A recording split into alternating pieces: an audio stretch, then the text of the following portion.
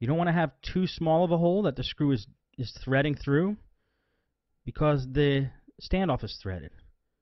You just want to have a screw that's going to fit gently through. You don't want to make the hole too big, otherwise it's not going to gain any traction. It's going to come loose. It might rip through the bottom of the laptop. Now this drill has about 2 seconds left of charge in it, so I just put something under the laptop to hold it up. And the battery just died, but it was enough for me to make a hole. You can see some of the shards of the black plastic coming up through the hole and sitting in the laptop now, which I'll clean up in a second. Just going to put the drill bit back. It's a good thing to do, guys. When you use a tool, put it back where you found it. Don't keep your space messy. I like working in a clean space. I'm going to pull out those shards there so they're not jiggling around inside the laptop when we're done. Put the screw through the hole. Take the stand off, screw it on.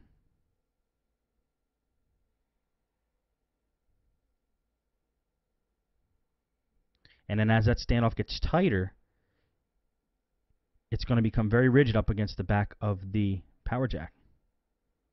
Right now it's loose. Easiest way to tighten this, because you don't want to start spinning the standoff, you want to spin the screw.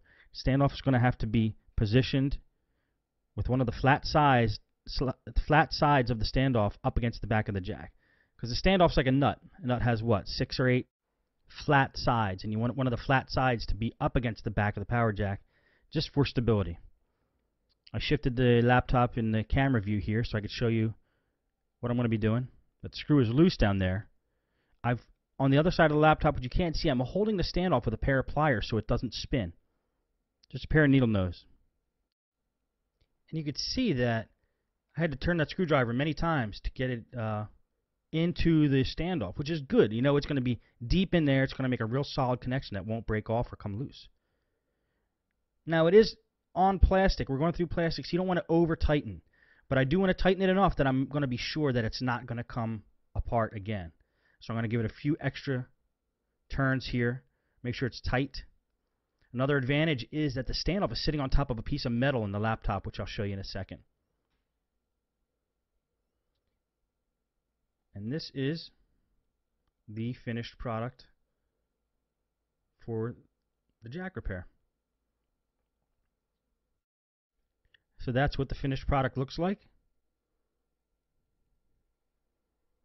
There's a side view. So the last thing to do is put everything back together, which I did by speeding up this video, because it's pretty much exactly how you take the thing apart.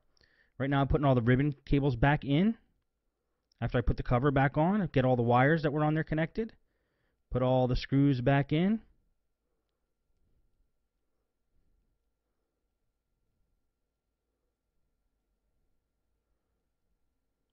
Make sure you get them all in there. You see I have a little pile over there. I know where they go because of the holes, numbers next to the holes, because this is a Toshiba laptop. Almost all of them are like that. Almost all the Toshibas are like that. So that's a good thing for us. Put the CD drive in there. Put the screw in to hold the CD drive. Last thing to do is a keyboard. 4 screws holding the keyboard. And I didn't have to take the screen off for this repair because it wasn't really in the way. And everything's back together again. Power's on, as you can see. That is the finished product. And when you put the power cord in, you can push it in, you can move it around a little bit, and it's secure. So that's how you do a power jack repair.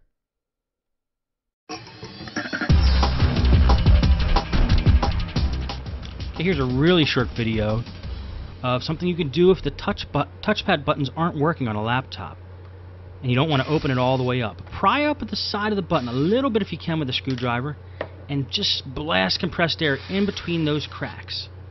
Sometimes there could be some food or little chunks in there that are stopping the buttons from being pressed, and that might fix it. Give it a try.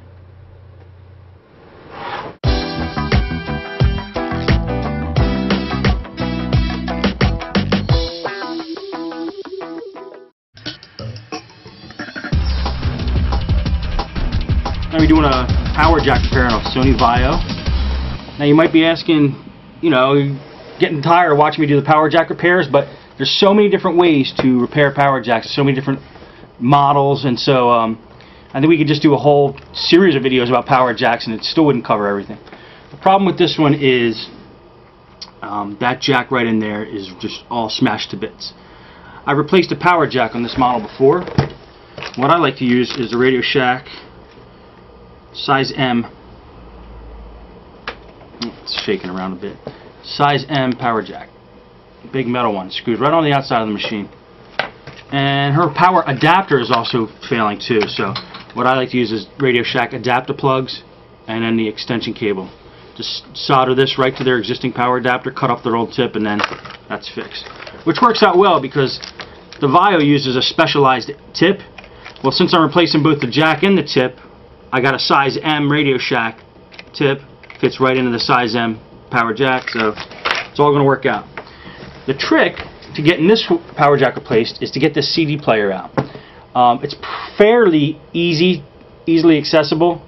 Once you get that drive out, you don't have to take the whole system apart. So this might not take too long unless I have a lot of problems.